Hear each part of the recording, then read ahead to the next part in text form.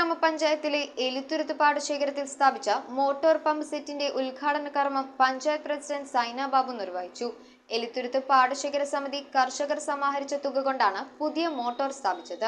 എലിത്തുരുത്ത് പാടശേഖര സമിതി കർഷകരുടെ ഫണ്ട് ഉപയോഗിച്ച് 80 ഏക്കറോളം നെൽകൃഷി വിളവെടുക്കുവാൻ വേണ്ടി സ്ഥാപിച്ച മോട്ടോറിന്റെ ഉദ്ഘാടന കർമ്മം കുന്നുകര പഞ്ചായത്ത് പ്രസിഡന്റ് സൈന ബാബു നിർവഹിച്ചു. കർഷകരുടെ താൽപര്യപ്രകാരം വാർഡ് മെമ്പർ ഷിബി പുതുശ്ശേരി പഞ്ചായത്ത് ഫണ്ടിൽ നിന്നും 80,000 രൂപ പാടശേഖരത്തിലെ മീൻമുഖം തോട് നവീകരണത്തിനായി വകയിരുത്തി. ചാലക്കുടിയാറിൽ നിന്നും മാനാലിത്തോട്ടിലേക്ക് കയറുന്ന വെള്ളം മീൻമുഖം തോടിലൂടെ കൃഷിയിടങ്ങളിലേക്ക് കയറുന്നതിനും മീൻമുഖം തോടിന്റെ 2 ഭാഗത്തും ചീപ്പുകൾ നിർമ്മിക്കുന്നതിലും പരിഹാരം കാണണമെന്നും പഞ്ചായത്ത് അംഗങ്ങൾ ആവശ്യപ്പെട്ടു. ചടങ്ങിൽ കൃഷി ഓഫീസർ സാബിറ ബീവി, വാർഡ് മെമ്പർ ഷിബി പുതുശ്ശേരി, പാടശേഖര സമിതി secretary K Sunilkumar, president baby Thomas, C Rajesh, മറ്റു കമ്മിറ്റി അംഗങ്ങൾ, കർഷകർ തുടങ്ങിയവർ പങ്കെടുത്തു.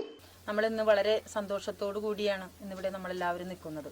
കാരണം നമുക്ക് എല്ലാവർക്കും അറിയാവുന്നതാണ്, നമ്മുടെ എലിത്തുരുത്ത് പാടശേഖരമാണ് കുന്നുകര ഗ്രാമപഞ്ചായത്തിലെ.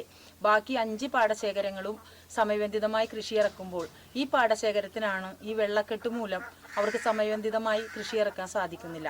അത് പഞ്ചായത്തിനെ സംബന്ധിച്ചും ഇവിടുത്തെ കർഷകരെ സംബന്ധിച്ചും വലിയ ബുദ്ധിമുട്ട് ഉളവാക്കുന്ന കാര്യമായിരുന്നു. എന്നാൽ ഇവിടുത്തെ ഈ എലിത്തുരുത്ത് പാടശേഖരത്തിലെ കർഷകരെല്ലാവരും ഒത്തൊരുമയോടുകൂടി നിന്നുകൊണ്ട് അവർക്ക് ഈ പ്രശ്നം പരിഹരിക്കുന്നതിന് ഏകദേശം 2 ലക്ഷം രൂപയോളം വരുന്ന തുക സമാഹരിച്ചുകൊണ്ട് അവരിന്നിവിടെ ഒരു പുതിയ മോട്ടോർ സ്ഥാപിച്ചിരിക്കുകയാണ്. News bureau, Paravur. 300-ലധികം ഡിഷസുകളാണ് സോൾട്ട് നിങ്ങൾക്ക് ഒരുക്കിയിരിക്കുന്നത്. അതിൽ നാടൻ മുതൽ ചൈനീസ്, അറബിക്, മലായി, സ്പാനിഷ് ഇതെല്ലാം നിങ്ങൾക്ക് കൊച്ചിക്കായലിന്റെ സൗന്ദര്യം ആസ്വദിച്ചിരുന്ന് കഴിക്കാം.